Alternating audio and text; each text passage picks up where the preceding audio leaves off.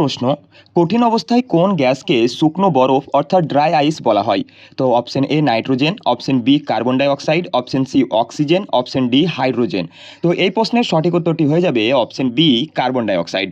তাহলে চলো দেখে নেওয়া যাক এখান থেকে আর কি কি প্রশ্ন আসতে পারে। দেখো, পরীক্ষায় যদি বলে বায়ুমণ্ডলে সর্বাধিক পরিমাণে কোন গ্যাস রয়েছে, তখন উত্তর হয়ে যাবে নাইট্রোজেন, 78% রয়েছে। বায়ুমণ্ডলে দ্বিতীয় সর্বাধিক পরিমাণে কোন গ্যাস রয়েছে? অক্সিজেন, 21% রয়েছে। সবচেয়ে হালকা গ্যাস কোনটি? তখন উত্তর হয়ে যাবে হাইড্রোজেন।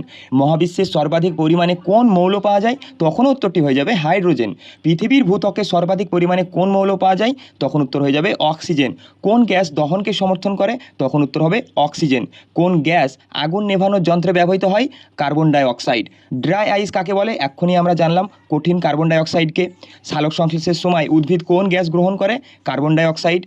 হ্যাবার পদ্ধতিতে অ্যামোনিয়া প্রস্তুতের জন্য কোন দুটি গ্যাস ব্যবহৃত হয়? নাইট্রোজেন ও হাইড্রোজেন। তো বন্ধুরা, এই সব তথ্যগুলো সব বিগত বহু পরীক্ষায় বারবার এসেছে। তো এই পয়েন্টগুলো পারলে নোট করে নেবে, আর তোমরা যদি এগুলো আগে থেকেই জানো তাহলে রিভাইজ করে নাও।